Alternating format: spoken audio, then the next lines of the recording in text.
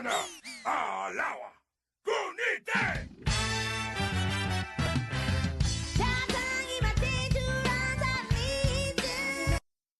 You can't help but bop along every single time we do it. It is the perfect intro. I come into it late. I get here last minute and I'm like, I'm tired. I've had a really long day. We'll have a quick catch up. The moment that starts, I'm like, yo, let's talk about Star Wars. I get really pumped every time. I might change my alarm to that in the morning. To be fair, I've got the Death Star, Imperial warning clacks as mine because that will wake you up. That shit is loud and it is obnoxious and it wakes me up. It's just what I need.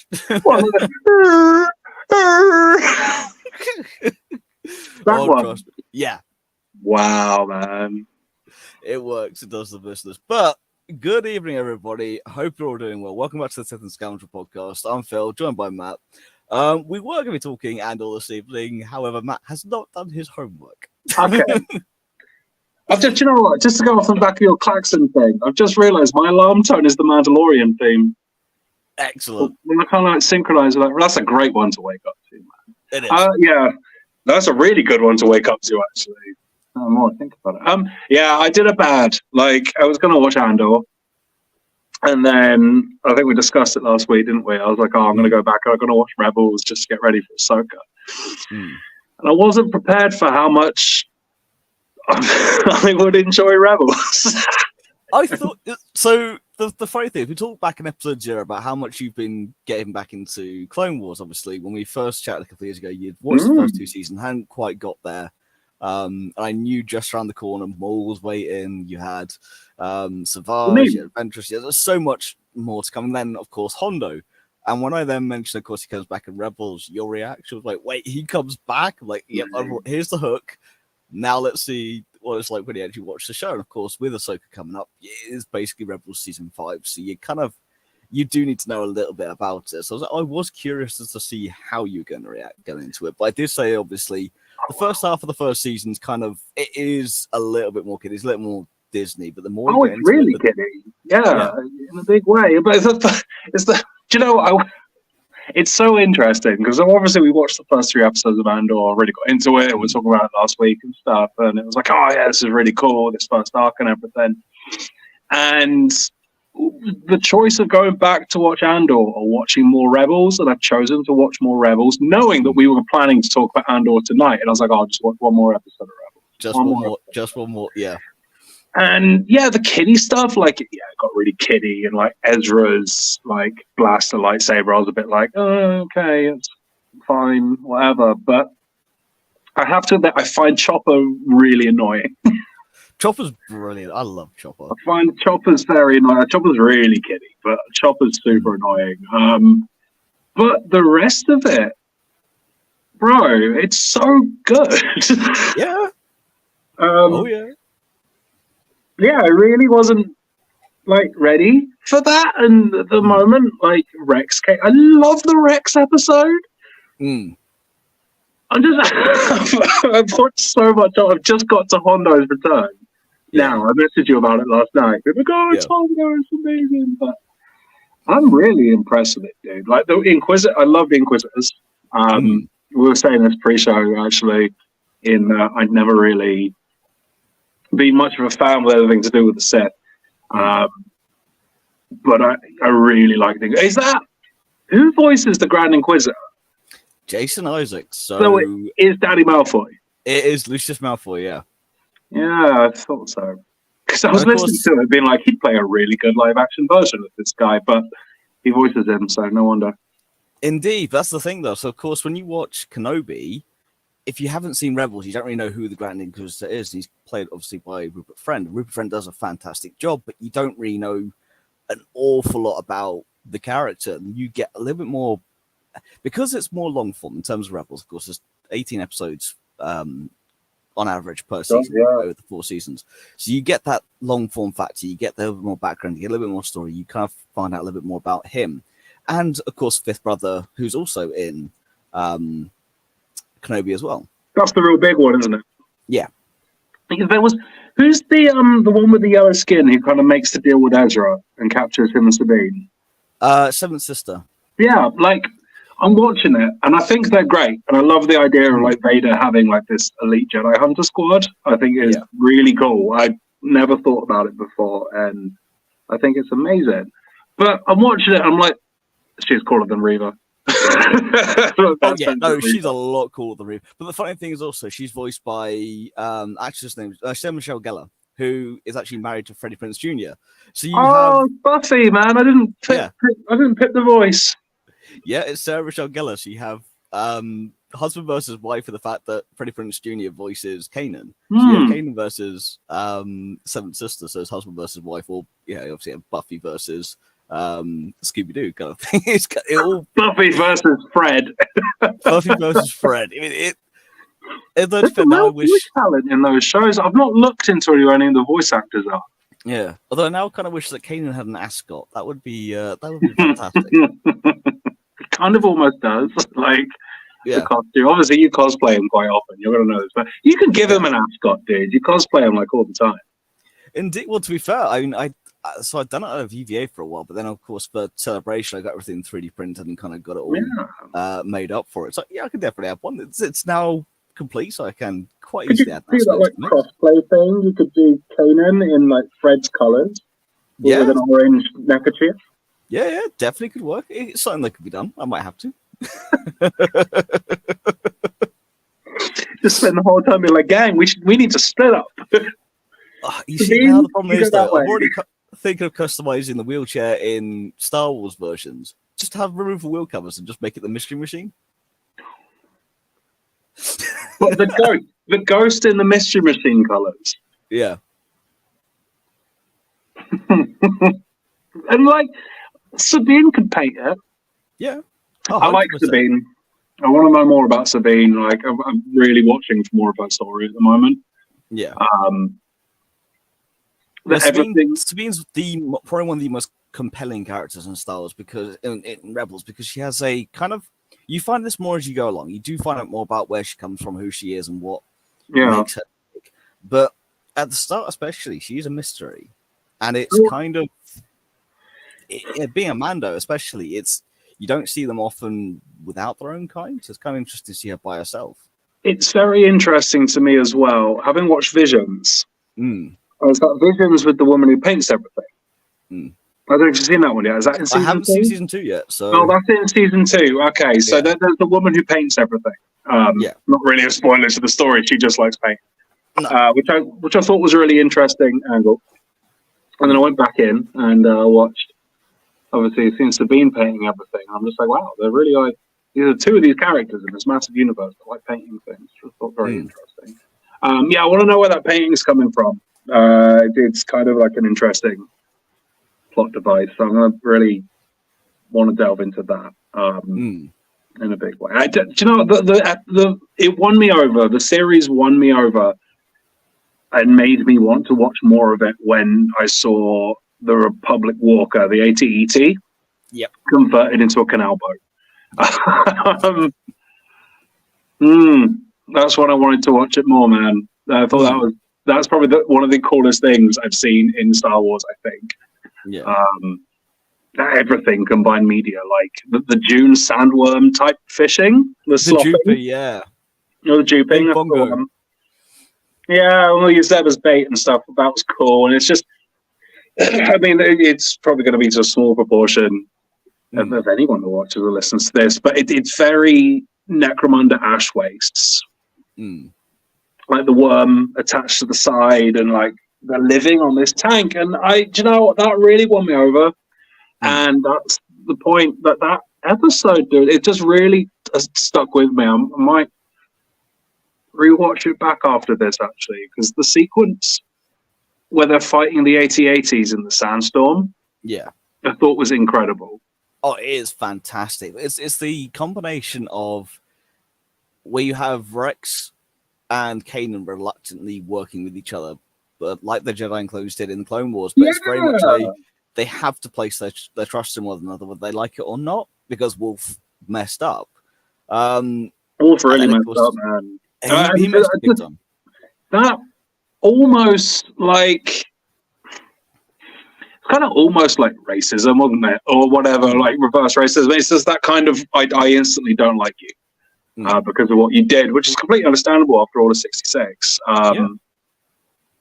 It was really interesting to see that. Like, I felt that was the first episode really to deal with quite heavy subject matter for the Rebels. It's past that halfway point where it switches from being, here's your introduction hit for younger audiences, to if you've watched the Clone Wars as a younger audience member, you know where they're coming from. As an adult, you see it more from the eyes of, you almost go from seeing it through Ezra's eyes to seeing it through more Kanan and Rex's of, this is real. This is not just this is actually life to them. It's kind of it's a lot to see, it's a lot to experience. And if you go back through history, I mean, unfortunately, the world is littered with conflicts and littered with racism and idealism throughout the years. And if you go back as far as even just the 1950s, after post World War II, of course, the Americans had put the Japanese in concentration camps in North America. People forget this happened. And once they were done, it's a case of, well, I don't trust you, not because of who you are as a person, because of what your people did. And it's the painting everyone with the same brush. And the lesson from those 3 episodes is, don't tar everyone with that same brush. Just because they were something doesn't mean they are something. And this is what I found really interesting, because it really tackled that discrimination thing, which I wasn't prepared for it to do. But you had Kanan being really suspect of like Rex and Wolf. That's made me really suspect of them as well. To be honest, I was like, oh, what are they going to do? Like when they use Zeb as bait, I didn't trust them. And then there's that. Is it not? Is it not Callus? Kallax is an IKEA furniture. Agent IKEA. Yeah, Agent Kallax. Yeah, Commander Billy bookcase. When he's talking to the clones and he's just like, you were decommissioned for a reason. I was like, whoa, like that's what happened. Because I've been wondering a lot after Clone Wars. I've not always wondered. It's after Clone Wars, the last couple of weeks, is how many stormtroopers are actually clones. So when that came up, and it's just like you were decommissioned for being inferior, I was like, you've got Kanan being really wary of Rex and co, and then you've got, and he's just like, because this is what you did to my people, and I can't forgive you for that, nor do I trust you. And then you've got Callus. Oh, a clever name. Just realised, because I know it's spelled different, but he's a Callus guy. Exactly. Smart. Just realised that. I am not so smart. I've already just realised it. To be fair, I haven't actually really clocked it either, so it's a good point. Agent Callus. To have a Callus guy. That's like calling someone Darth Angry. But it's to have him going, you're inferior. You've been decommissioned for like a superior troop. So that episode is really full of those themes. But then you basically had that naval battle, which was amazing. It's so good. It is phenomenal. But what I love, though, about that episode is where you have Wolf, you have Gregor, and you have Rex. Rex is your veteran who's come home, who's still proud of what he did for the reasons he did, but not for the outcome. You have Wolf, who's very much the government discarded me. I'm an angry veteran. I did my play. Where's my coming home? And then you have Gregor, who's the veteran who's come home, who saw too much, has that bit of shell shock, and is that little bit unhinged. So for someone who doesn't know, who isn't old, who won't know about war and about conflict and about the damages that can be done to the human psyche, as a kid, you're seeing different characters. You're seeing just fun characters. Yeah, but whereas you see it as adults, you see the reality behind it, and you see the different effects that war can have on you, and you see the similar effect from Kanan. But this is why I'm very much looking forward to you then going and watching Bad Batch, because Bad Batch deals with what happened with Order 66 and post. It deals with the decommission of the clones in a big way. I'm not going to spoil it too much, because I actually reckon you're going to really enjoy it, so I won't say too much on it, but all the questions you have do get answered. And it's dark as well, how they handle it. Like, it's one of the darkest cartoons I've ever seen. It's up there. It's one of those shows where it doesn't even begin in the lighthearted manner. It picks off where season 7 of Clone Wars left off immediately. So that like the Vader. Yeah. So you, like, not even that, just before, it's because it's just after it's literally as Order 66 is kicking in. Gotcha. So you get that last bit of season 7 just before obviously Vader rocks up. That dark ending, that whole the clones turning, you get that, and then you get the Imperial process after, and it's got its lighthearted moments, it's got its filler episodes, I won't deny it, but the whole show, the show as a whole, especially season 2, because season 2 is much better than season 1, it gets dark and it gets dark fast. Rebels gets dark slowly as you go into it, but again, it's that, as we were talking about last week with Andor, it's that slow boot of oppression from the Empire. Well, this is it. Like I like the Bad Batch when they turned up in the Clone Wars, and I was like, oh, they're fun. I want to watch that series. And now, after seeing the direction they've gone with Rebels, like I wasn't prepared for it to be as good as it is. Like in a big way, and it's made me a lot more excited to go watch Bad Batch. But I want to get Rebels out of the way so I can watch Ahsoka when it comes out, because it looks amazing. Yeah. Like, well, this is the thing, though. We've had these discussions kind of over the past, and I've explained how good they are, and it's always that hesitance going into it. So I've just, because you see it from the outside, and there's one thing someone telling you is good, but when you actually then watch it and experience the writing behind it and the actual story, that you then kind of get sucked in. It's the initial jump to get into it, though, because you get it's that 4 or 5 episodes of it being quite kiddie, and it's like I've not watched Resistance at all, because I'm like, that is aimed at a lot younger audience. Yeah. Oh, is it? Okay, that would be why. It's not as bad as Young Jedi Adventures, which is aimed at the 5-6-year-old audience. I watch it because it's High Republic, and actually, it's canon, it's canon. It's High Republic, so for me, it's all Jedi. So I'm like, you know what? It's surprisingly enjoyable, but I have to switch my mind off entirely from I'm watching something that's intricate and it's enjoyable. It's enjoyable in the way that Chuckle Vision is still enjoyable. You can just like switch off and go, "This is fun," and it might be, like, don't need to defend your decision to enjoy something. No, but it's in comparison to the books and the comics, which are horrifically dark, and it's broken my heartstrings a few times. I'm not gonna lie, the way that Phase 1 ends, especially, just completely rips your heart out. It goes, here, you've become really attached to these 6-7 characters. What if they all just don't exist anymore, or go missing, or it's bad. It's to the point that when I was reading Cataclysm, one of the latest books from Phase 2, when it was a celebration, when we're doing in the panel, the author turned around and said, well, someone did ask me if it has a happy ending, or at least a more lighthearted ending. It's called Cataclysm for a reason. And the entire audience just went, oh, not again. Because we've become used to it. Whereas, it's a lot more lighthearted for this, but Rebels then, going back to it, tackles both that lighthearted nature, but also that darker side of the galaxy. So whereabouts in season 1 have you now got up to? Okay, so Hondo's come back. Yep. Which I loved. I loved Ezra just telling him he was Lando. Yeah. Just like, it's so good. Like, because it's when I didn't realize it was Billy D. I just thought it was a really good voice actor. Yeah. My God, like, it's nice to see more. I want more Lando anyway, like more Lando content, and to see him kind of back. I really enjoyed seeing him back again. So I've had the Lando stuff. I've had Ezra convincing Hondo that he's Lando, and Hondo's just like, oh, I've heard of you. And there's the Hondo stuff in this is gold. Like, I think everything he says just needs to be printed on a t-shirt, and I would have hundreds of t-shirts of just everything Hondo says. I would wear them all the time. Like, I just think one that just says this web is no longer profitable. This web is no longer profitable. Hey, let's leave your wife out of this. You lied to me, and you're lied for a reason. Like, stuff like that, I think is great. And when the guy's just like, he's not Lando. So what? He's not Lando. Yeah, I had friends who were Jedi. At least I think they were my friends. Yeah, exactly. Like, it's so good. Like, so he's back. I thoroughly enjoy him. I've enjoyed all the Lando stuff because I like that getting padded out. Yeah. I think I've always slept on how much of a Lando fan I am. You know what I mean? He portrays everyone. Wardrobe makes the differ, my friend. Oh, hey, that keeps custom. Love it. Absolutely love it.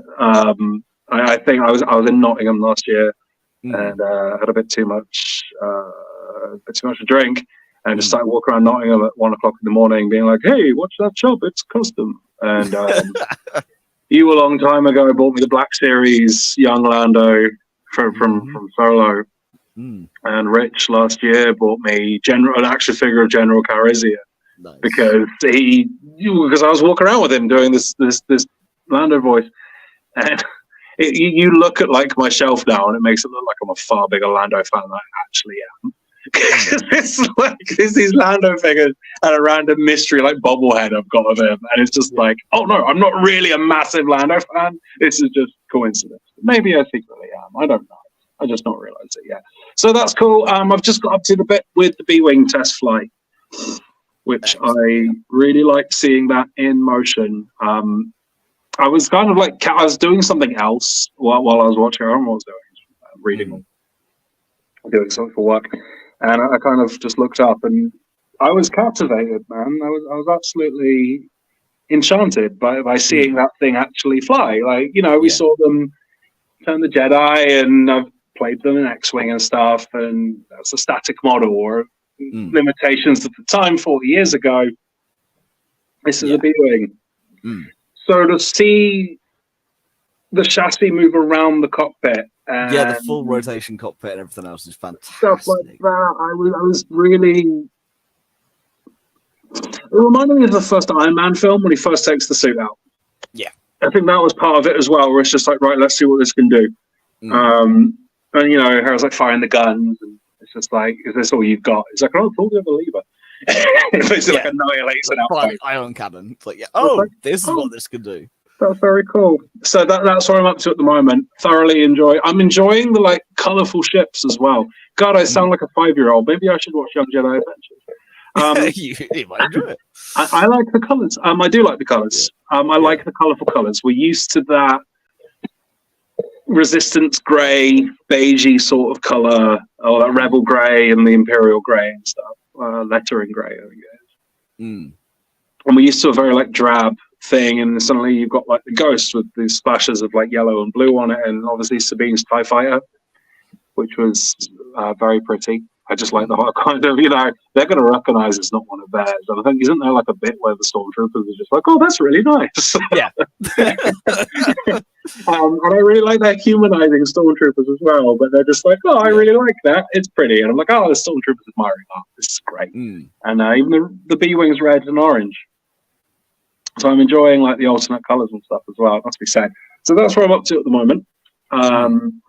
I think I think I've come to you with 2 questions so far. One, which was, where is Rebels set in relation to Solo, and were the Wookiees really that bad of getting off of Kessel? Yeah. Because if you were just like, they were like set 6 months apart, it would have been like fun. But it's in the first arc of Rebels where they go to Kessel and the Wookiees are still there. And it's how long after Solo? It is 5 years. So the Wookiee Union failed.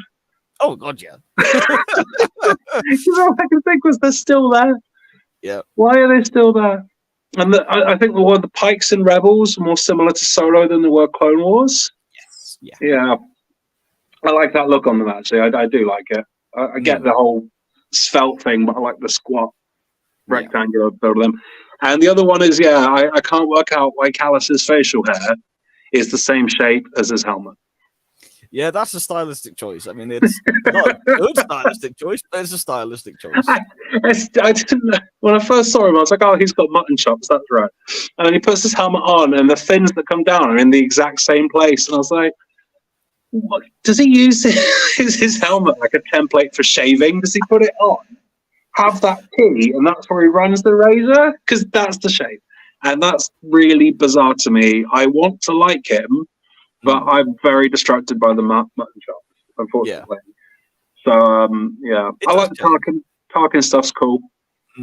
Or he basically is just like, we're taking you off because you're incapable of doing this. And it's that moment when I realized when Tarkin intervened, and he was just like, look, you're incapable of stopping this group of people in Lothal. That I was just like, oh my God, this is just a kid's cartoon about a terrorist cell. Yeah. But in a bigger way than the Rebel Alliance were. Yeah. Because at least the Rebel Alliance kind of had leadership. Like the crew in Rebels, just they're not really guided by anything. They're just causing chaos. Yeah, so that was a weird moment. Mm. They really dialed on that kind of cell aspect of it, which I found interesting. Well, obviously, I've seen the Bail Organa stuff. 3PO is annoying in every medium. Yes, but that's just 3PO. Like, you can't get away from that. It's just goldenrod. It's just what he does. Medium. There's not been a single 3PO moment I've liked across any of the media. I mean, when I think I messaged you, no, he turned up in Rebels. I was like, oh, God. R2 I'm fine with, but 3PO, come on. Yeah. I know you can't have one or the other. I did show you that, obviously, of course, you have the original design then for R2 and 3PO is Chopper, and then, of course, the protocol. Yeah, so I'm liking that they lean so heavily on the Ralph McQuarrie concept art. I'm really now that might be where the color of the ships come from. Actually, it is. It's 100% is. It's also why at first I did not like what they did to the Falcon and Solo, and then I saw the original Ralph McQuarrie art, and I was like, "Yep, sold, love it." I love what they did to the Falcon and Solo. I love that Han just trashed it, and in the space of like 10 years, it's just gone from bad to worse. Like. Yeah. It's not had a face on ship. Your ship. Even like the corridors and the inside padding and everything. I was like, this is a really pretty, like, this is a beautiful ship. Yeah. And then it just gets trashed and just gets into like a really bad state of disrepair. Anyway, that's beside the point. No, I love that version of the Falcon. Like when they first get it, and the pods in there, and the blue and white, lovely. And again, I think that's just seeing it's something different in a universe that like we're so familiar with. It's always nice to see these refreshing takes and ideas. And like the Falcon, the colors of the ships and Rebels, I'm thoroughly enjoying. And even I think like the shape of Vader's helmet in Rebels is really reminiscent, isn't it? Is to what you see, yeah. It's a stylistic choice, but it's one that I personally really love because I love the Ralph McQuarrie artwork. In fact, I actually have a Ralph McQuarrie print from Empire on one of my walls. It's one of my favorite pieces of artwork. But that original Vader sculpt and that helmet is I find even more menacing because the one we get is dark and it's brooding, but the one from the McQuarrie artwork is a lot more angular, it's a lot more sharper, and it cuts more. I really like it. Like the arch brows as well, like a more pronounced I like that. The Grand Inquisitor's head shape, I understand the debate about it online now because when Kenobi came out and a lot of people were raging about it, I didn't necessarily get it. And now I kind of understand. Yeah. But I think for Star Wars Shatterpoint, I need to double check this. I should have cited this before I spoke about it. But I think in the Inquisitor pack, you get 2 head sculpts for the Grand Inquisitor. You get the Rebels one and the Kenobi series one. And that was absolutely ridiculous. But I get it. Same thing with the lightsabers. That was originally a big talking point when Rebels first came out because lightsabers are different to how they are in Clone Wars. Oh, the needle ones, aren't they? Yeah. Yeah, but in the New Hope they were like that. Yeah, again, it's that stylistic choice though. It's that kind of it's each different Star Wars show, be it animated or live action, has their own flavor. Even in things like Ando, for example, which is set during the original trilogy era, you still have that kind of imperialistic vibe, but they kind of throw their own little style, little twist on it, and you get each different one. For example, when you have Solo, you get the different types of stormtroopers. You get the like not the full-on prototype style, but you get like the one with the big fur collars. Yeah. The Lando nemesis is someone who out-fashions him. Yeah. I love that. It's kind of cool though. And to be fair, you and I are both fans of 40k. So for me and for you, obviously, Deathcore Krieg. I love the Deathcore. I think they're one of my favorite bits of lore, but also they look just menacing. When you get to Mimban, it's that same vibe of just dark trench warfare, which was so good to see that in the Star Wars universe. And I like when they come away from Tatooine. I'm kind of bored of the Tatooine thing now. I think too much happens there. I saw a great meme earlier that was just like, there's a planet in the Star Wars universe that has like witch dominatrix cult witches who can raise the dead, and we keep going back to Tatooine. And I kind of the line of episode 4 of if there's a bright center of the universe, you're on the planet is farthest from, and yet more happens on Tatooine than anywhere else in the galaxy. It's just right, and stuff like Mandalorian. Like, okay, they went to Tatooine a lot, but that they had to bring like carbon into it and stuff. But with Navarro, they go to Navarro a lot, and I found that in season 3 of Mandalorian. As I was like, oh, you're back on Navarro again.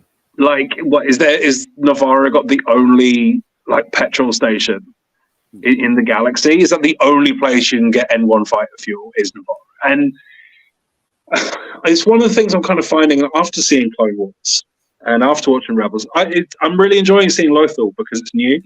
Yes, and it's very much like an agricultural kind of planet. There's like a lot of like barley-esque things and a lot of like aesthetically pleasing. Yeah, I'm not going to ruin the story for you, but you don't stay on Lothal, and in fact, you end up getting away from it for quite a long period of time.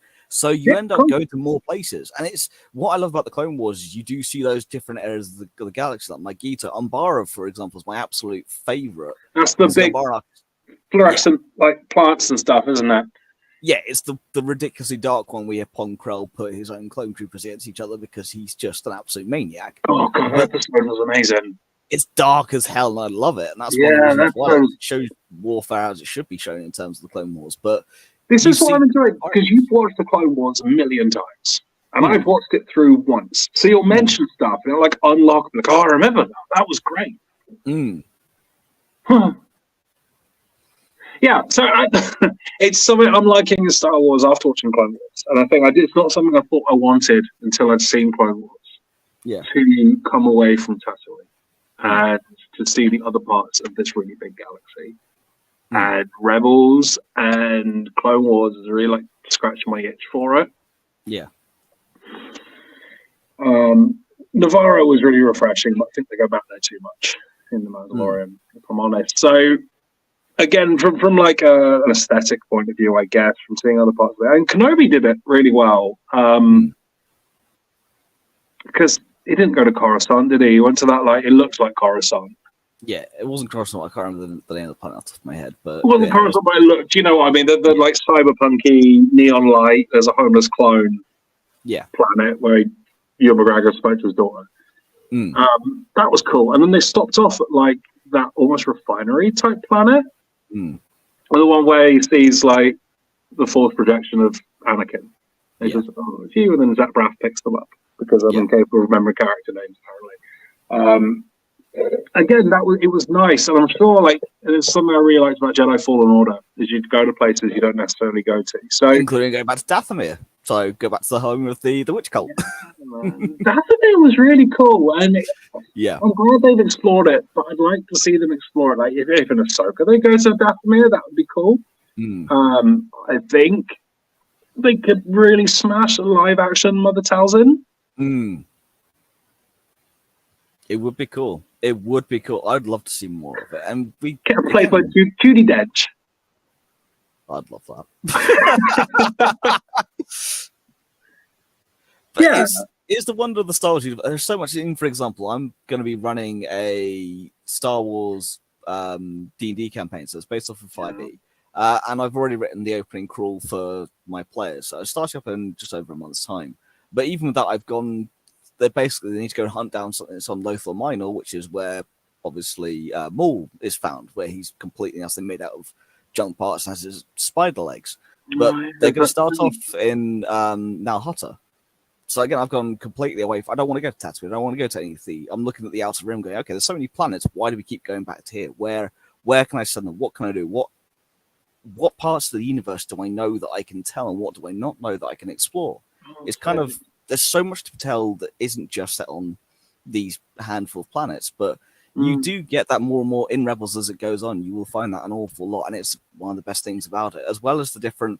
Because with it being in a galaxy and not even set on different planets, you have different cultures, you have different races, you have different languages. There's so much to it, and when it comes down to the main Skywalker saga films, you are set because film you don't get a huge amount of time, but in the long form factors, Clone Wars, Rebels, Bad Batch, you do get to see more of the galaxy as it should be. Is there a reason why in Rebels Season 1 they mentioned Jabba the Hutt so much? Jabba the Hutt is only mentioned really because he's a famous gangster. It's nothing really. There's no real connection there. It's just because they mentioned him a lot. Yeah, I was really surprised by that. I think is it Ezra that keeps saying Jabba the Hutt. Yeah, at one point he tells someone his name's Jabba. Yeah, he uses it as a pseudonym because he doesn't want people to find out his real name. Same reason he tells Hondo that he's Lando because he's met Lando. He's like, yes, I can use Lando's name now. Yeah, it's strange. If Jabba the Hutt's not that important to the story, because I thought it would lead to a bit more with the Hutt cartel. Again, another great episode of the Clone Wars, actually. Seeing them all together like the Godfather, and there's the one with the funny voice. But it's not just Jabba though. It's like you have you're thinking of Begins with the Z because you've got Dude of the Hutt. You've got all the different types. You have literally one with the monocle. It's fantastic. Not Zippy. No, Zippy Hutt's my favorite one. Zippy, his name's ironic. Yeah.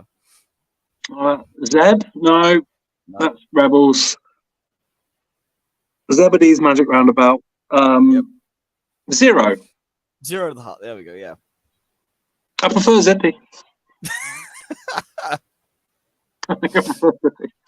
Zero, yeah. He's got that really whiny voice. Yeah. But he's like purple, gold. He is. But very good. I like to see more of the Hutt cartel. So yeah, I think as the name dropping Jabba quite a lot was a bit weird, and now you've just kind of gone, because it's someone he's heard of. But that's strange because in the original trilogy, he's very much almost like a shadowy figurehead behind it all. He doesn't seem infamous, so to suddenly have him be infamous is a bit weird to me. Let's go crossover with Book of Boba Fett. I can't wait to do a rewatch. I'll discuss that with you. That's gonna be an interesting one. That is because we discussed this episode here a little bit, but of course you and I go way back, and part of this is before Disney bought Star Wars, before we had The Force Awakens. Of course, you're always a big Boba Fett fan, and as soon as Book of Boba Fett was announced, this is going to be interesting because I necessarily haven't been the biggest Boba Fett fan, and even I found it was like a case of you've taken someone who just didn't do much but looked cool and was badass, and then turned him into someone who was just kind of. Do you remember when it was very, very, very, very originally announced, even before Disney bought Star Wars, that it was planned to be a Han Solo and Boba Fett project? Yeah. Do you remember that? Because I lost my mind. It's just please just let it be because they said it was going to be a series. Yeah. Very originally, that's centered around Han and Boba. And I was like, please just let them be college roommates or something. And that's the reason they don't like each other. Someone skipped out on the Odd Couple, but in Star Wars. Yeah. I remember talking to you about that. So I was super hyped for it, way back then. And then obviously it changed and went through various forms, and it ended up being what it unfortunately was. We'll do a big deep dive on it because deep dive, just a chat about it because I didn't think it was brilliant. It's a shame because Tamara Morrison is wonderful. Everything in the Mando files I love. Yeah, and that episode of Mandalorian that Robert Rodriguez did, where Boba gets his armor back, Boba gets his groove back. The episode, it was a really jarring thing for me because when he gets his stuff back in the Mandalorian, that's the Boba I've waited. Yeah, same. My life to see. I've just had to work out how long it was, then realize Empire came out before I was born. So that's a version of the character I've waited so long to see, the knee rockets and he's wrestling people out and he's not even looking at people when he shoots. I was like, God, this is exactly what I used to imagine he would be like when I played Star Wars on the playground. Yeah. So I was really excited to talk about it. More of it was that same thing for me at the end of Rogue One. when you have Vader just absolutely decimated. That's the Vader I've always wanted to see. It's why when my favorite line from Vader isn't one from the films, it's one from the comics, because that panel is just how I've always envisioned Vader. Fear and death, man. Oh, it's just chilling, and that's what I want Vader to be. Yeah, and and Rogue One really delivered on that. Like, I think we've discussed it before, and I can't remember if it's on the podcast or not because time is irrelevant right now. Yeah. But Star Wars is always better without any lightsabers in it. So the one lightsaber in Rogue One was so well placed, and I was just like, I've had all of this film with no Jedi, and this is wonderful. Yeah, and that is just all it needed. Yeah. It was Vader just muttering. And do you know what? Interestingly, on the discussion of Vader, I know this episode got way off the rails, but I think Rebels is kind of reinforcing it anyway. Vader's not ever a character I really ever liked growing up. I was very much like, oh, it's the big bad guy. Yeah. But after watching Clone Wars and getting more of an understanding on Anakin, that wasn't episode 2 or episode 1, but getting more understanding and exposure to the character, I'm really starting to warm to Vader, as a character more and more. In a really big way as well, to be honest. And seeing him in Rebels and in Rogue One, I really enjoyed him in Rogue One where he makes a pun. Everyone's joking the aspirations director. Yes. Vader's making puns. What's going on? What's my life? And that corridor scene was fantastic. That corridor scene was amazing. So that's when I was kind of like, oh, okay, this is cool. And then the stuff in Kenobi, I broke my heart. Completely broke my heart. Not in a, I don't like him anymore. I was it's the line of, I am not your failure. You didn't kill Anakin. I did. And the smile that you don't see the full spot, you just see the corner curling in the eyes, and it's just, But my favorite fight in Kenobi is where he's fighting Reva.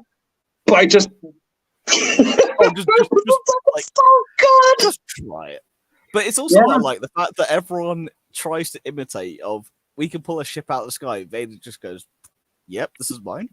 Trashed it, rips it to shreds. And that was my favorite fight in Kenobi. Wasn't the Kenobi and Vader fight? It was just him using the Force to deflect Reva's saber. Yeah, and I loved it. So, if anything, I think it's interesting because a lot of the series and stuff, like Clone Wars and Rebels and everything I'm watching, is really I've always liked my bounty hunters and my scum. I've always liked my Mandalorians. Always liked my Mandalorians. You have indeed, and always will. That's why I bought the Darksaber, because when you said to me, you can be Hope of the Jedi or rule Mandalore, I was like, son, I want to rule Mandalore. Exactly. So, I've always liked my Mandalorians, and watching the Mandalorians great, but going back to Clone Wars has given me more of an appreciation of Bo-Katan. Beforehand I was like, she's cool, and now I watch Clone Wars, I really like Bo-Katan as a character. It's opening my eyes, but it's interesting that it's giving me more, I don't want to say sympathy because that's the wrong word, but I'm liking the Imperial element more. Now I'm seeing it humanized, and the stormtroopers who admire Sabine's TIE fighter, and they're like, "Those are nice." It always reminded me of that bit in Family Guy where it doesn't go through the window. It's those are some nice things. It's we got a compliment. And I like that human aspect. And the more I've seen the Inquisitors, Kenobi didn't really do it for me with the Inquisitors, but seeing them in Rebels, I'm really enjoying them. So I'm getting more of an appreciation, I think. And I'm seeing more of a depth to the dark side, I guess, or there's more depth to the darkness. I'm enjoying it more the more I'm seeing it. So, if anything, I'm looking at things in a different way, which I'm always really appreciative of. Anyway, and I think I was talking about, is it Tales of the Jedi? Yeah.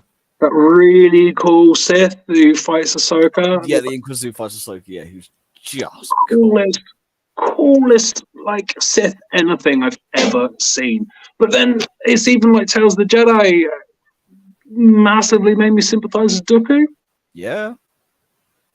And I really like Dooku now. I think we said in the fridge. I was playing Star Wars Legion on the weekend, and I used Dooku, and I was like, "He's a monster." Yeah.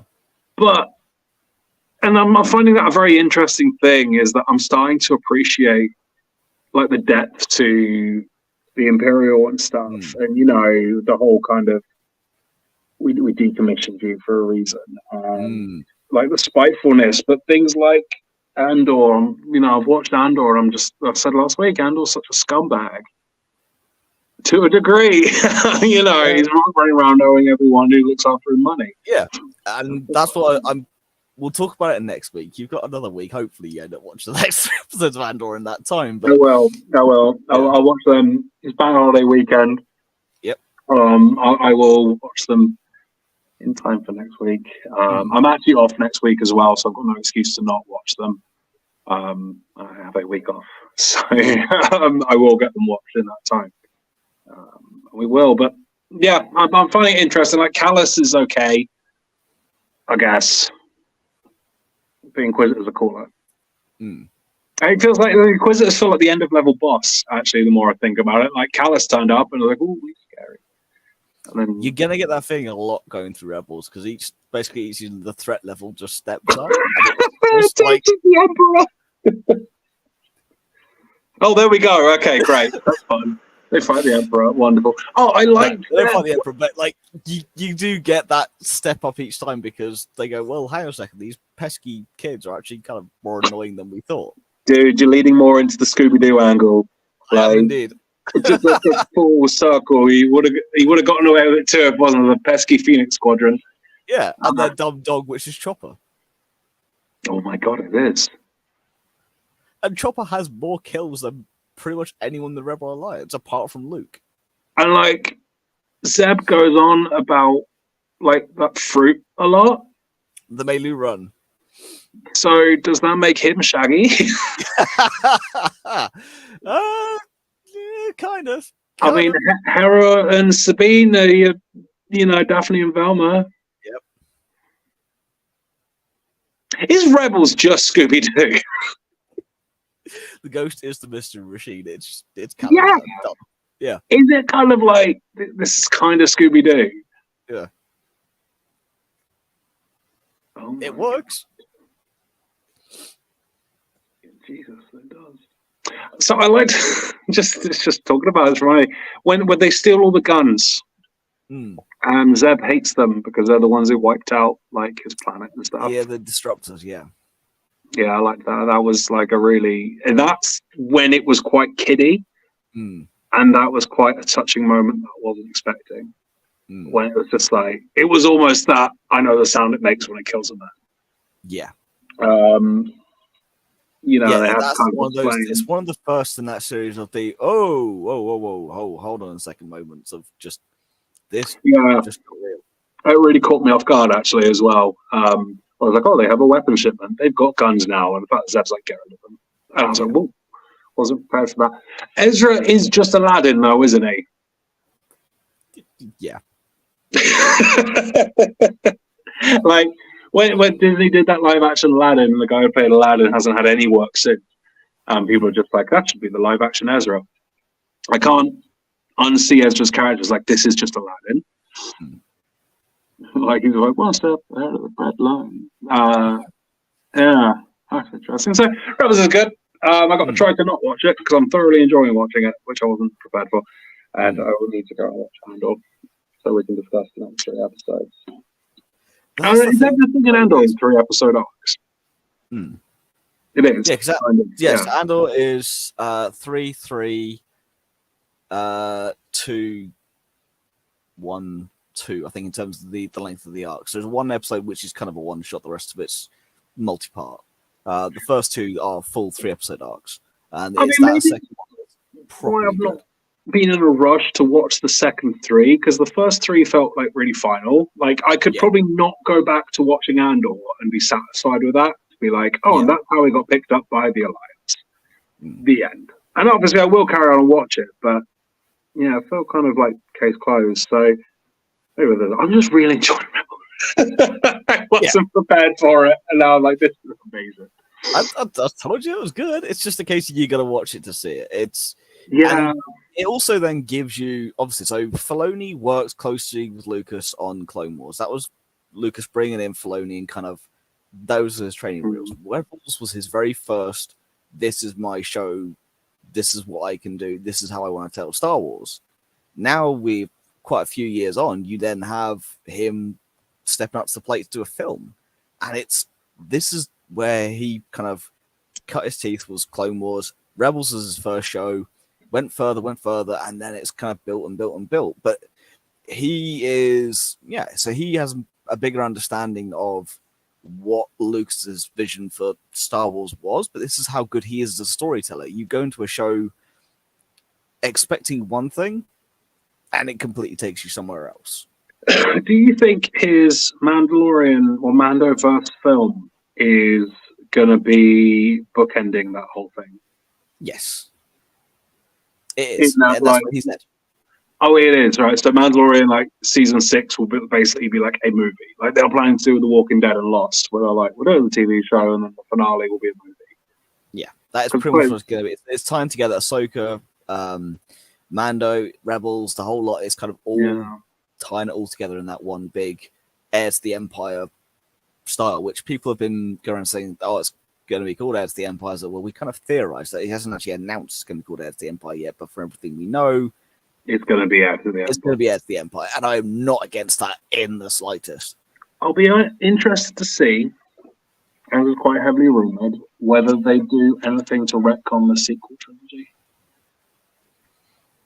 Because I've seen a lot of rumors about that Favreau and Filoni using the Mandalorian to make things that quite significantly change stuff in the sequel trilogy and retcon it. Mm. It'll be very interesting because you suddenly bring Thrawn back. And I've not seen him in Rebels. I know him from the Legend stuff. But you bring Thrawn back, and it's like, where was he? Mm. You know, so I'll be very interested to see if they do anything because, you know, I love. They've got to handle the transition from the Empire to the First Order, right? Yes, and that's what we are. So my theory is basically it is as the Empire, the film will be the final part of that transition from Imperial to First Order and the end of the New Republic as we then know it in the sequel trilogy. And of course, New Jedi Order is set afterwards. So then New Jedi Order is them going, okay, here is what's happened after the sequel trilogy with Rey, with the New Jedi, and what's going to happen there. And it's fine enough. We go back to it, and you and I have a different opinion in good ways when it comes to Star Wars. In terms of you talk about how it's better without lightsabers. I of course love the Jedi and everything, but it doesn't matter which. Yeah, exactly. But it doesn't matter which way you look at it. Star Wars isn't just about wizards. It's about pretty much it's a human story, and it's about the folly and the actual kind of not only how dark humans can be, but also just how we are prone to mistakes. Rebels shows you Ezra Bridger in the Goblet of Fire. I mean, yeah. the thing is, you're going Half-Blood Prince. Yeah, I mean, it's fair. You're going into Ahsoka later this year.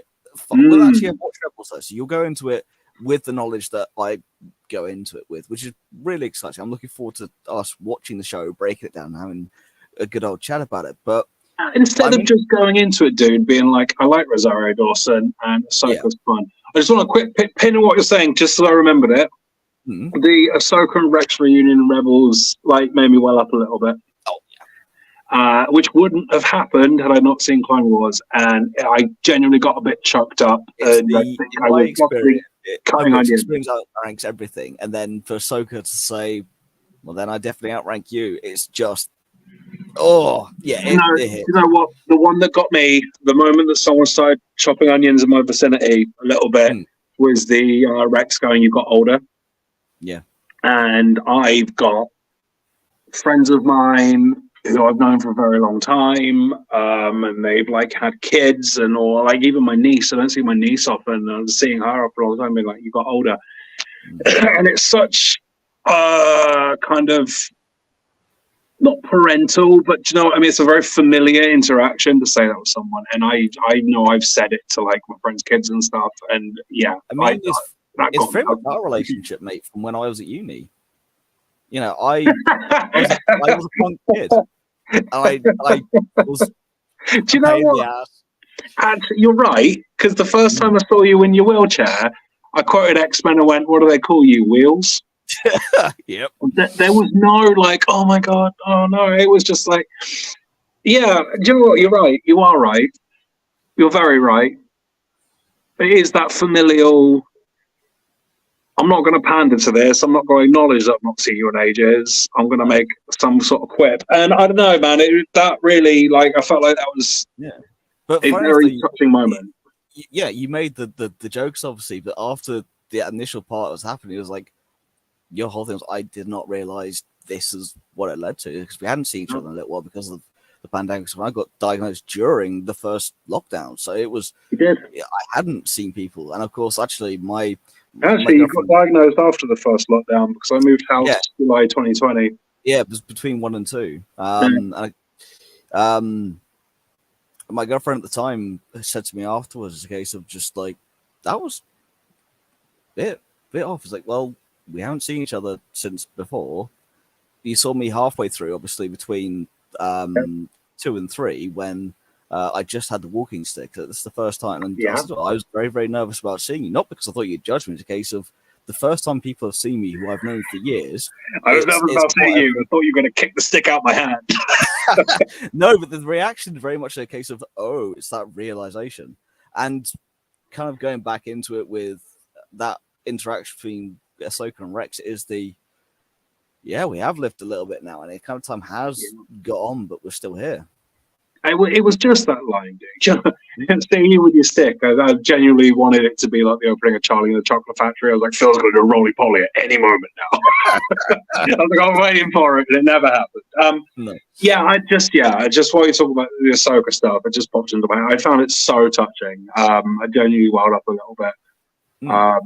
Because I've seen what they went through together in Clone Wars, man. Yeah. And just to get that whole, you got older, I was like, oh my god, we've really not seen each other for that long. And Ahsoka's not like mad at him for all of 66. They hug each other, and I was like, oh, my heart broke. Well, so I line in, actually, it's Boba Fett, not Mando, but it's Mando 2.5 hits, which you're so much like your father. Yeah. Oh, to Luke. And again, that's when someone's dropping almonds in my vicinity, because it was just, that's when you then know about the Clone Wars with no, it's the one in Kenobi. You want to train the boy like you trained his father. Yeah. You leave Obi-Wan alone. Yeah. That was a cut-in. That was delivered so well as well. It was. I want to train the boy like you trained his father. Ooh. Emotional damage. Oh yeah, that's a nat 20 on that one. That is cutting words at its finest. Oh, I was like, I want to train the boy. Oh, Christ. Yeah, no, you're right. You're like your father. That was another one. You're right. And then, God, I really like Ahsoka. I didn't really like her at first, but the more I've seen her, the more I'm just like, she's such an interesting. Hey, I watched the Clone Wars film when it came out in 2008. I was in the cinema for that, and I was like, I've not watched that yet. Should I watch it? You definitely should. It's obviously within the first kind of set within the first few episodes of Clone Wars, but it's how he gets Ahsoka in the first place as a Padawan. So it's I kind of want to go back and watch the Samurai Jack Clone Wars, but I was a little bit thrown out because I remember them being really short on Cartoon Network back in the day. They're like on Disney Plus. They've been put together in like hour and a half long. They've just put them all together across the ring. But I really enjoyed that, and that's what made me really like Kit Fisto. Was that series? He's got a great name. Yeah. I'm kind of a bit jealous. I'm not called Kit Fisto, but it's not. Kit Fisto's awesome. It's also why they do him dirty in episode 3, where it's just Palpatine just annihilates 3 of them, and it's just him versus Mace. Yeah. And that was a good Clone Wars, that Chudovsky one. Chudovsky? The Samurai Jack one. That was cool. So I might go back and watch that as well. I've got like an hour of stuff. But Yeah, no, Ahsoka. Sorry, yeah, we saw the film back in the day. Back into the No, 2008, and she was kind of irritating. In that first, I was watching it, go, this isn't the. Of course, it's the first Star Wars film since Episode 3. That was the first animated. I was like, okay, this isn't what I'm used to. You then watch that because when he actually originally gets her as a Padawan, you then watch that all the way through to season 7 in Rebels, and it's just a Mando. It's character growth and development done right. It really is. Is there a reason they didn't bring Ashley What's-Her-Face on to play her in live action? Do we know? I'm not entirely sure. It's the same thing because, of course, they've got someone else playing Hera. They've got someone else playing Sabine. I'm okay with the choices, to be honest. But they could have actually extended it. I don't know why they didn't. But because I mean, I love Rosario. I absolutely adore Rosario Dawson. So it's no slight. I find it interesting because is it the guy who voices Thrawn is playing Thrawn? Yes. Nicholson? Yeah. And they've just done it with Star Trek. The guys who voice Huey from The Boys and whoever it was who voice the characters in Lower Decks have appeared in live action Star Trek as their characters. So it just made me wonder if there's a reason why Ahsoka's Rosario. But I think Rosario's kind of got that calm composure that older Ahsoka has. Yeah, I think that's what fits her more for older Ahsoka rather than Ashley as the younger Ahsoka. Let's not talk over. Yeah, no, I think so. That might be it. I mean, she's very good. I'm going to go back and watch that episode of The Mandalorian. Now I understand everything that's kind of behind it. I might wait till I finish Rebels and then go back and watch it before Ahsoka premieres. Because there's a lot there. There's a lot there. You know, I can now understand, or she turns around and just like go find Bo-Katan, tell her Ahsoka thing. Yeah, stuff like that. And there's more to it. As you get on with Rebels, there's a lot more story. I'm very much looking forward to hearing as you go through it because you're only in season 1. The ending of season 1 is fantastic. You wait until you get to season 2. Season 2, am I not past season 1? I'm sure I'm past season 1. Where's the B-Wing? I'm trying to remember because season 1 feels really, really long. Well, season 1 is 18 episodes because it's more the case of I don't want to. Yeah, it's difficult for me to talk about without spoiling. It's all right. Well, I will find out at some point. But so I can't bother to find them. My TV's out. I can't go to find it. I'm at some point. I don't know if I'm on season. I might still be on season 1. Because it's quite a long season, isn't it? It is. It's 18 episodes. I mean, if I've read it, so I should be able to find out. Well, she's just nuked the Gazanti with the B-Wing. Like, completely nuked it. Like, Callus did not like that. No. His face is just like, what? That's new. It's completely nuked that. Star Wars. The Inquisitors have tricked, like, Ahsoka to come to them, Ahsoka and Kanan. Yeah. Because Ezra's just massively messed up. And it was just like, send a distress signal. And he was like, okay, I'm sorry. And just looked really sad at Sabine. I think that's kind of where I am. I think I stopped because I was watching it on my lunch break today. I think I stopped halfway through an episode. Yeah. That might be. I remember sad Ezra and just get really mad at him. It's just like, not there. Where's? Yeah, no, you have got past it because you're in season 2. Yeah. Yeah, because of course Granny dies at the end of season 1. Yeah. I did. That's why I wasn't quite sure on my time. I didn't want to spoil that for you because the ending. Because I love. I mean, dude, he dies so much. He does, like but two things I've seen him in, he dies. Yes, which is what we kind of. When I was watching Kenobi and Ridge, was like, wait, they know he's how they messed up the timeline here because he's supposed to be alive at this point, not dead. But hate is a wonderful thing when it comes to that. Same thing with Maul. But it's what I love. The most chilling line in season 1 is when he does die and goes, "There are more things." Yeah, there are more scary things than death, basically. And he goes, "Cool, no, I'm done. I'm out."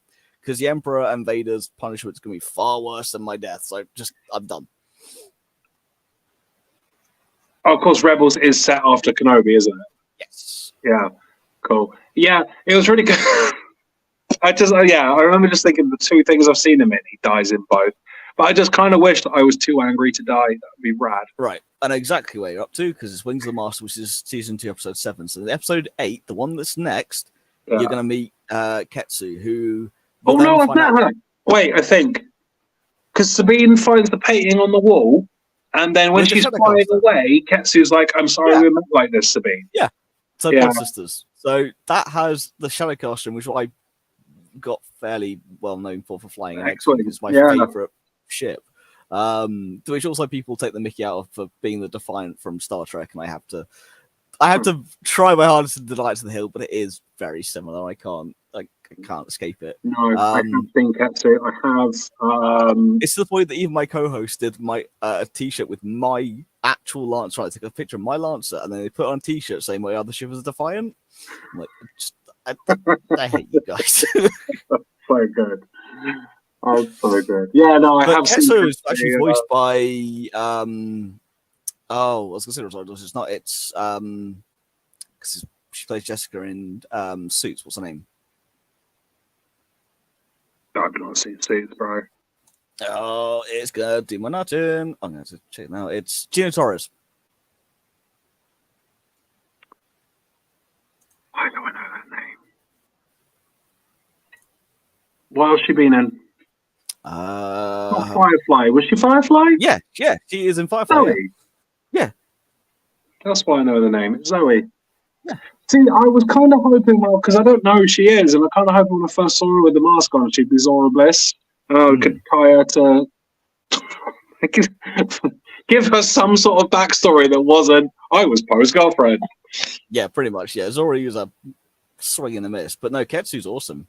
Ketsu's fantastic. Yeah, plus Virginia Torres, of course, is Firefly. I have. That's where I am. I've just seen Ketsu there. Because that's the episode where Ezra, they have to go get Ezra and Ketsu. Yeah. Ketsu's they there also have to pick up a secret agent who happens to be a gonk droid, which is the best thing in the Star Wars. Like, yep. That's it. That's the one. And they're going on to everyone going, it's a long way to Alderaan. And that roadie is just like, okay.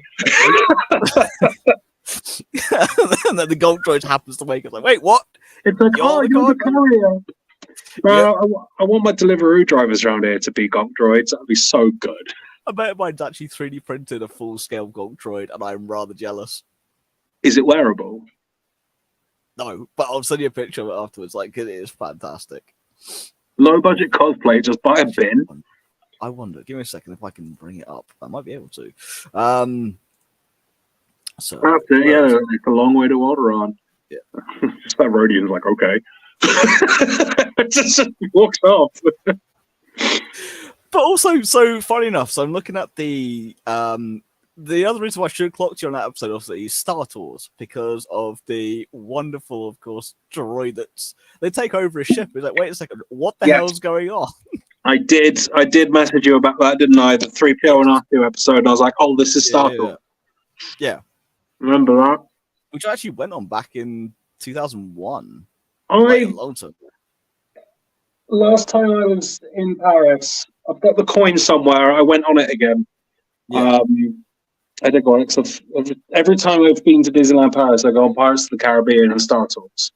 Because they've moved the X-Wing in Disneyland Paris. It used to be on the big pole, and now it's on a landing pad on top of Star Tours. But I remember we were talking about The Mandalorian, I thought it was the Star Tours bus they escaped in. On like season 2, I think it is, where they go to that Imperial refinery and find like the stuff from the clone projects and stuff. And I thought that was the Star Tours bus, which it obviously isn't. But seeing it in Rebels, I was instantly like, oh, I've been on that ride. Yeah, and it's actually kind of funny that they're now shutting down, of course, to Star Tours. They're now shutting down the Galactic Cruiser. Yeah, which is insane. Like, that's mad. I think that's super nuts because I've seen a lot of videos on it, and it seems incredibly really immersive. Like, we have a band playing tonight with a Twi'lek singer and things like that. But they were charging like thousands of dollars to stay there, weren't they? They were. Mine's just a couple mates of mine, after we played at X-Wing Worlds, they then flew down and went on it. Kind of glad they did, because now they won't get to. It's like $2,500 per person for the 2 nights. It's only 2 nights as well. It wasn't like you were there for a week or something. There's no wonder it's failed, because it's $2,500 a night to stay there. Yeah. Yeah, it's an interesting one. Like, because I've heard like I want to go Galaxy's Edge, obviously, and possibly looking at next year. And the one thing I really want to buy a saber. Like, I really want to build a saber and buy a saber. Oh, same. In a big way. And like, as time's gone on, I was pretty set on it being a green one, but now I kind of want it to be red. To be honest, but whatever the Kyber crystal does on the day. And like the droid workshop, but I'm prepared for the saber to be like really expensive. Yeah, it's like $200. It's not that bad though. Once you then factor in it's the experience you get along with it. It's not just the saber; it's the actual. This is it. Like, I'm genuinely looking at buying a Black Series Vader one from Kenobi, and that's like 250 quid or whatever. I want one so badly. I haven't got any of the Black Series sabers, and I need Luke's for a start. The Luke one's really nice. Like, the Dark Saber's amazing. I've got the Legacy Dark Saber. Yeah. I'm super, like, dead chuffed with that. Like, I'll switch all the lights off in my flat and just walk around with that. So it's just cool. It's just really cool. And everyone that plays with it, because the handles are really heavy. Yeah.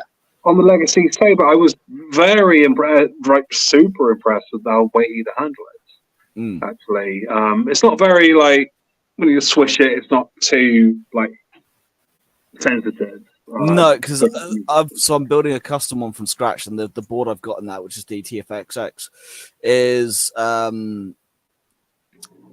like got smooth swing in it. It's what they call smooth swing, which is extremely responsive. You move that thing just a couple of degrees, and it instantly picks up on it. Whereas they don't have that in the store bought sabers, but it's just sensitive. Yeah, you crap. Oh. No, my sabers are overly sensitive, but like stuff like that, I know is expensive, but it's the experience that goes with it. But $2,500 a night, right? Like, no, I wouldn't spend that much. I wouldn't, as a fan, I wouldn't spend that much to stay there. I'd love to, but I just that's no. I mean, I want to experience everything in the Star Wars world, and even I'm like, that's just no. I can't justify that. Not for 2 nights.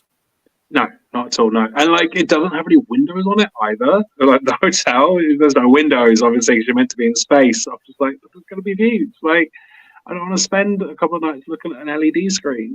No. I'm not surprised it's closing. No, I'm really no, to be honest. But from failures to successes has been another wonderful episode, and one that we weren't entirely planning on because someone hasn't done their homework. We'll do that next week. Blame Rebels. Blame Filoni. Hey, I'm happy. I get to sit and chat Rebels with you because I get to chat with you about. I mean, to be fair, as you said, I cosplay Kanan. You can kind of get to see a little bit more why. Yeah, man. Like, don't be mad. Don't be mad. I'm not. Don't be mad. Don't be mad. I'm not watched Ando. I'm not. I'm like happy that Rebels. It's because I've been enjoying Rebels so much. Yeah, but I've not felt like I need to watch Andor, or not really gone, I should watch Andor. I'm just like, this is so good. I'll just watch one more. It's like, it's the TV equivalent of like Pringles. Yes. Or a packet of biscuits. Yeah, once you just can't stop. It's like, I'm just like, I'll have like, I finished bucket. I'll have one custard cream. Oh, go on, I'll have another one. Well, I might as well grab like 2 at once. Can't leave an odd number in the pack. And within like half an hour, I got there on none. And that's what Rebels is like. It's yes, it is. Just one more. Oh, it's not that late. Just one more. Yeah, like, I didn't go to the gym until 10 o'clock last night because I was like, one more episode. One more. I'll watch one more. Oh, it's 10 o'clock. I need to go to the gym. And just one more. So, yeah, man. It's just that every time I switch on Disney Plus, I just go straight to Rebels at the moment. Well, I'm glad for that. And to be fair, though, you'll get into some pretty good stuff. I mean, where are you up to? So you're on episode 8. So next one will be 9, 10. Okay. Yeah. So I know where you're coming up to. There's going to be a few bits that I know you're going to message me about and going, what the absolute hell is this? And oh my God, this has happened. So I look forward to those messages. And if we haven't got to Andor next week, we'll be discussing the end of Rebels, I'm pretty sure. Mate, you know, it's just the stuff I'm sending you watching Rebels is just like the Wookiees never made it off of Kessel. Like that's sad. Like, and I escaped Kessel, but I was lucky. Why is Callus's facial hair shaped exactly the same as his helmet? And oh my god, it's Lando! It's Hondo! Maybe sad that the Wookiees never made it off of Kessel, man. Like, they did such a good job with that robot revolution in Solo, and it's just like they're still there. Well, the Empire just went and got them back because the Empire is the Empire. It's just like, just went and got more. I suppose no, it's Solo. The Star Destroyers turn up, didn't they? Yeah. So they probably quashed the rebellion, I guess. But they did. I was just well, at least they could stop one rebellion. The Empire. At least we could stop one rebellion. The Empire. Everybody gets one. Oh my god, yeah. That's why they can't do it through the rest of the other film. Because they were like, our work here is done. Yep. This will show them. Wookiees are scary. Not want to try anything ever again. Indeed. And to be fair, though, of course, Zeb is a Lasat, and that was the original design for Chewie.